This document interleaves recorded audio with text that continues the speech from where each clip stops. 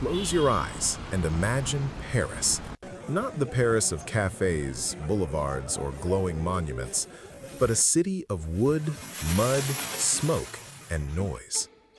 It is the year 1200. The Seine moves slowly, thick with traffic. Barges scrape against the riverbanks. Bells echo constantly from churches you still recognize today, but smaller, darker, and half hidden by cramped houses. The air smells of animals, damp timber, cooking fires, and human waste. Streets are narrow enough that neighbors can touch hands from opposite windows. This is Paris, long before it became Paris. And yet, for the first time in its history, this city is beginning to matter. The year is 1200 AD. Paris is part of the Kingdom of France, ruled by Philip II Augustus, one of the most important kings in French history. At this moment, Paris is not yet the largest city in Europe. It is not richer than Constantinople, not more powerful than Rome once was, and not yet the cultural symbol it will become. But something critical is happening. For the first time, Paris is becoming a royal capital, a commercial hub, an intellectual center, a permanently growing city, not just a fortified town. Its population is around 50,000 to 80,000 people, enormous by medieval standards. For comparison, London at this time likely has fewer than 25,000 inhabitants. Many major European towns are still under 10,000. Paris is no longer just surviving. It is expanding. The shape of the city. Paris in 1200 is divided into three distinct zones, all tied to the Seine. Ile de la Cité, the original heart of Paris. The right bank, commercial, crowded, noisy. The left bank, intellectual, religious, and quieter. Unlike modern Paris, the city is compact and claustrophobic. Most buildings are timber-framed, 2 or 3 stories high, overhanging the streets, built quickly, cheaply, and close together. Stone is expensive. Wood burns easily. Fires are common. The Ile de la Cité, power and control. The Ile de la Cité is the political and religious core. Here you find the royal palace, ancestor to today's conciergerie, the bishop's authority, law courts, and most importantly, Notre Dame, still under construction. Notre Dame in 1200 is not complete. Scaffolding surrounds it. Stonecutters work constantly. Its scale already dwarfs surrounding buildings, signaling something new. Paris is beginning to think in monumental terms. This island is crowded, controlled, and heavily guarded. It is where authority lives. Streets and movement. Parisian streets are not paved in most areas. Mud is everywhere. In dry weather, dust fills the air. In rain, streets turn into flowing channels of filth. There is no organized sanitation. Waste, human, animal, and industrial, is thrown into the street or directly into the Seine. Butchers dump blood and offal near their shops. Tanners soak hides in foul-smelling vats. Animals wander freely. The city is loud, intense, and noisy.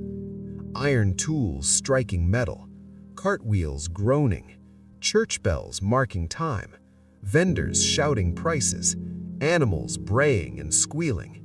Silence does not exist here. Housing. Most people live in small, dark rooms, shared with family members, sometimes shared with animals, often above workshops or shops. Windows are small. Glass is rare. Light comes from doors or candles. Fire is both essential and terrifying. For the poor, a single room may house a couple, several children, tools, food supplies, sleeping pallets. Privacy is almost non-existent. What people eat. The diet of most Parisians is simple and repetitive. Bread, the absolute staple. Porridge or gruel, beans, peas, lentils, cabbage, onions, leeks, occasional fish from the Seine, rare meat, usually pork. Fresh meat is expensive and regulated. Most animals are slaughtered young or preserved through salting or smoking. Bread quality matters so much that bread riots occasionally occur if prices rise or flour quality drops. Water. People draw water directly from the Seine or shallow wells. By modern standards, the water is contaminated, but people have no alternative. Ironically, wealthier residents are often sicker. They consume richer food and wine, while the poor rely on simpler diets and develop stronger resistance to local diseases. Paris's growth in 1200 is not accidental. Trade and location. Paris sits at a crossroads. River trade via the Seine, road networks connecting northern Europe, proximity to fertile agricultural land. Merchants bring grain, wine, cloth, salt, timber. Markets operate daily, especially on the right bank. Money is increasingly common. Coin circulation is increasing. Paris is no longer just surviving, it is becoming a market economy. Guilds and crafts. Craftsmen organize into guilds. Bakers, butchers, blacksmiths, tanners, weavers. Guilds regulate prices, training, and quality. They also control who can work legally. This creates stability, but also tension, exclusion, and conflict. The medieval city is not equal. It is hierarchical and regulated. Religion dominates time, space, and identity. Paris in 1200 has dozens of churches, monasteries, religious schools, constant rituals. Church bells divide the day. Morning prayers, midday mass, evening services. Religion is not abstract belief. It is community structure, education, healthcare, and moral authority. Pilgrims pass through Paris regularly. The city becomes known as a religious destination, adding to its economic growth. Perhaps the most important transformation in 1200 Paris is invisible to most residents. The University of Paris is emerging. This is not yet a formal campus, but a network of teachers, students, and schools, mostly on the left bank. Students arrive from England, Italy, Germany, Spain. They study theology, philosophy, law, and logic. Classes are loud, crowded, and argumentative. Latin fills the streets. Tensions between students and locals are common. Violence occasionally erupts. But this intellectual energy changes Paris forever.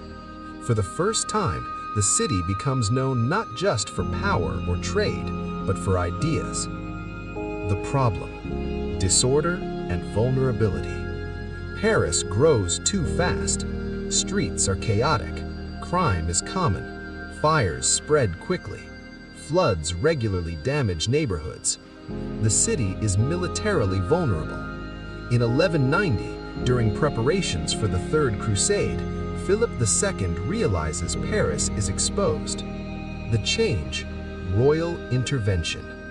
Philip II orders the construction of stone city walls, the paving of major streets, the strengthening of royal authority, the regulation of markets. This is a turning point. Paris becomes a planned royal capital, not just an accidental city. The consequence: permanent importance. Walls mean safety. Safety attracts people. People attract trade. Trade attracts power. From this moment onward, Paris does not shrink again. It only grows. Walk modern Paris today, and you still follow medieval paths. The curve of streets, the dominance of the Seine, the location of Notre Dame, the left bank's intellectual identity, the right bank's commercial focus. What disappeared? Wooden houses, Open waste channels, livestock-filled streets, informal markets, extreme density without sanitation. What remained? Centralized power, cultural influence, intellectual gravity, the idea of Paris as the heart of France. Paris in 1200 is not yet glorious. It is dirty, unequal, dangerous, loud, smelly, but it is alive in a new way. For the first time, kings rule from Paris. Thinkers gather in Paris. Trade flows through Paris. People move towards Paris. This is the moment Paris stops being just another medieval city and begins its long transformation into a capital that shapes Europe. Not because it was beautiful, not because it was advanced, but because it connected power, people, and ideas in one place. And once a city does that, history does not let it fade.